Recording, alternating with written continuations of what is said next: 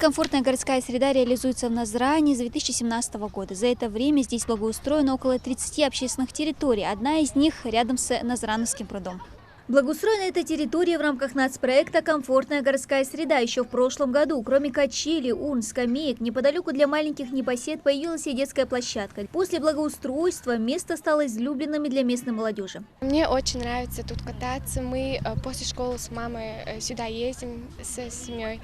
И детям очень нравится детская площадка. Помочь в благоустройстве новых общественных территорий Назрани на 2023 год можно уже сейчас. Как это сделать, студентам колледжа сервиса и быта объясняют волонтеры Комитета по делам молодежи. Рейтинговое голосование в рамках нацпроекта стартовало 15 апреля. Подготовку к нему сотрудники ресурсного центра КДМ провели за месяц вперед. Мы собирали команду из волонтеров. Квота у нас была 60 человек, но мы достигли этих показателей. На данный момент 312 волонтеров вовлеченных именно в голосование по формированию комфортной городской среды. Также мы в протяжении этого периода обучали волонтеров, как работать с программой и как собирать голоса, и также как работать с населением. В эти подготовки мы провели, и с 15-го мы начали работать по сбору голосов. В этом году в Назрани по нацпроекту приводят в порядок дворовые территории по улицам Студенческая, Московская и в 105-м массиве рядом со школой. Закончить работы там планируют в ноябре. В 2023-м на голосование вынесли еще 4 общественные дворовые территории. Это сквер по улице Смурзиева возле реки Назранка в Насыркорском округе, сквер по улице Весенняя возле реки Назранка тоже в Насыркорском округе, улица Арчакова за каналом и сквер по улице Аушева рядом со стадионом в Центральном округе.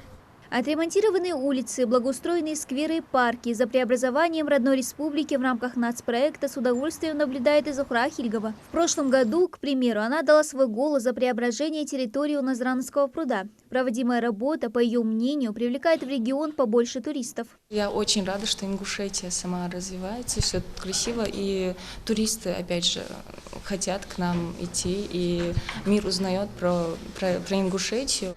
Всего в рамках нацпроекта в Назрани благоустроено 27 объектов, 24 из них дворовые, 3 общественные. Это и сквер по улице Советская, мини-стадион, а еще жители города радует и новый фонтан, расположенный рядом с Аллеей Победы в Назрани. Одна из главных задач нацпроекта – сделать наши города и дворы комфортными для жизни, ну а волонтеры КДМ намерены проводить такие акции до конца голосования, чтобы привлечь жителей, а в первую очередь молодежь, к преобразованиям в регионе.